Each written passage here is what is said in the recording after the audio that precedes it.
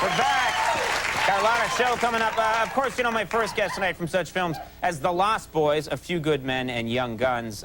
His latest film is A Soldier's Sweetheart. Please welcome Kiefer Sutherland.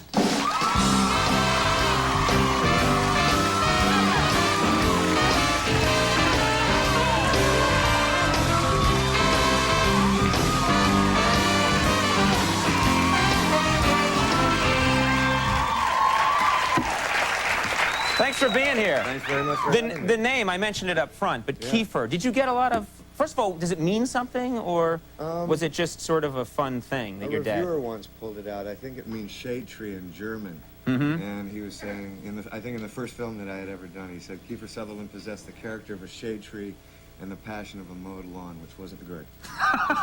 That was the headline of the review. That's how I figured out what my name meant, so... Did you get teased a lot when you were a kid for having a weird name? A bit for the first few years. I was a pretty fast grower as a child, so I was bigger than most of the other kids. So oh, that's lucky. I was very lucky. That's very lucky. And then it stopped. Because what happened with me is I didn't grow at all till like senior year in high school, and then suddenly so I was like an infant for most of high school, and then I grew about 3 feet or something, and became the carnival attraction we know and love today, but it all happened overnight. And then I had a weird first name to boot, so I was pretty much beaten constantly for years. Well, that can happen. Do you have, your full name is quite extraordinary, right? My full name is Kiefer William Frederick Dempsey George Rufus Sutherland. A lot of Why did they throw Rufus in there? That's the part where they're just My mother and my father, neither of them will answer that. They just thought, what the hell? My sister's got I have a twin sister, and she has a lot of middle names also. And when my family came over from England to the United States, we had virtually no money. So I think my father had a lot of debts, and he kept telling people he'd name his firstborn after. So about eight different names. Those are all, you're named after all these people your dad owes money to. Yeah. Isn't that nice? Yeah. Speaking of your dad, I gotta say, I gotta compliment him. The voiceovers that he does. He's in a lot of commercials, particularly the Volvo advertisements. Everyone hears his voice. Yeah. It's this, I would buy anything that guy is selling. His voice... We did. Really? Yeah. He just, I mean, when you hear that voice in those ads and he starts talking about Volvo, and to say, if he did an ad for Silly String, I would go out and buy like a crate of it, just to hear his voice saying, Silly String, engineered perfectly. No, it's funny. It's funny to have a parent or someone you're close to. I remember when my daughter, she must have been about 2 or 3, and I was away working. And a film that I had come on the HBO, and the TV was left on. And she was in her room crawling around with her toys. And I guess my voice started coming through the TV. And she ran to the TV set and tried to find where I was in it. She could see me, she could hear my voice, and she couldn't quite get through. And so I remember how powerful the voice can be. And I was taking a shower. And I didn't know that my father had done those ads. And, you know, it's a long time before they say any of the product stuff or any of that. And I just hear him start to go, if you're on a long and windy road. And I thought, why the hell is he in my bathroom? I got the radio on in the It's a very intimate time when you're in the shower, kind of, you know? Scared the absolute life out of me. I don't want my dad talking to me when I'm naked. You're nude. Dad! No, that's, I would think that would be very disconcerting, you know? It woke me up. It changed. You're doing a movie about rodeo clowns. Yeah. Is this a They're comedy? They're called bullfighters. They challenge the bulls, and they also rescue the bull riders and a lot of the bronc riders if they get hung up. But are they clowns too? Yeah, they do. So they just don't like to be. Do rodeo clowns not like to be called rodeo clowns? Do they get mad? No, they'll go by both monikers, bullfighters or rodeo clowns. But they prefer bullfighter because it sounds I would cool. have to think so.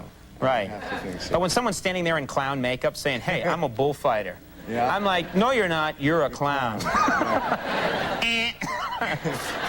You would never get that close. Never get that close? No, I know. And if you did, you'd be in trouble. You know? So would I. You know what's funny is that I was thinking about this. There's no reason that the job of the rodeo clown or bullfighter is to, if the rider gets in trouble, right, or is to distract by waving their hands, distract the bull, and then lead them away and jump into safety. There's no reason in there for them to be dressed up like clowns. Someone, the first person who invented this job, was just a jerk about the whole thing. Well, I want you to distract them, I want you to run, and that's your job. Oh yeah, and one other thing. Dress up like a clown. Well, a lot of the rodeos across America were family deals, and so they'd have a halftime show. And so they figured anyone who was silly enough to actually get in with the bulls and take them on when a rider was hung up was silly enough to wear the clown makeup and do the half. And they did. So at some point they'll realize they don't have to if they don't want to. Yeah. And those cowboys hold on to history with a pretty tight grip, so that's why it's kept going. Well, let's talk about A Soldier's Sweetheart. We have a clip here from the movie, but set up what this is about. The film's about Vietnam, and it's about a group of medical officers in an area that's not being attacked. And Skeet Ulrich, another unique first name. Someone's really having a joke with that guy. Yeah. Your name is Skeet. Yeah. And so, and he has this great idea that he's going to bring his girlfriend over because they're not being attacked, and he's only got 6 months left, and he misses her. Right. And so the film is really from a woman's perception of what the front line would be like. What the front line was like, what Vietnam was like, and how violence and life and death, how she's going to react to it. And what is this clip? Do we need to know anything else for this clip? This clip is about a point in time when she's actually become very, very involved and disappeared with some Green Berets and has actually gone into the fighting. And she's left us behind, and we're trying to help our friend deal with it. Okay, let's take a look at this clip from A Soldier's Sweetheart. She was just an innocent kid out of high school. Weren't we all? Let's face it, we all liked having her here. This is not Yankee Stadium. You don't get to sit in the bleachers and watch. This is a war. Nothing more to say. You're getting wet in that. That doesn't happen on my job. No. We're inside all the time. This looks cool, though. A Soldier's Sweetheart premieres this Sunday at 8 p.m. on Showtime. Yeah. Best luck with that. Thanks for Thanks finally coming much. on the show. Thank you so much for having me. Good to have you here. Kiefer Sutherland, everybody. We'll take a break. Debbie Matnap is coming up. Thanks.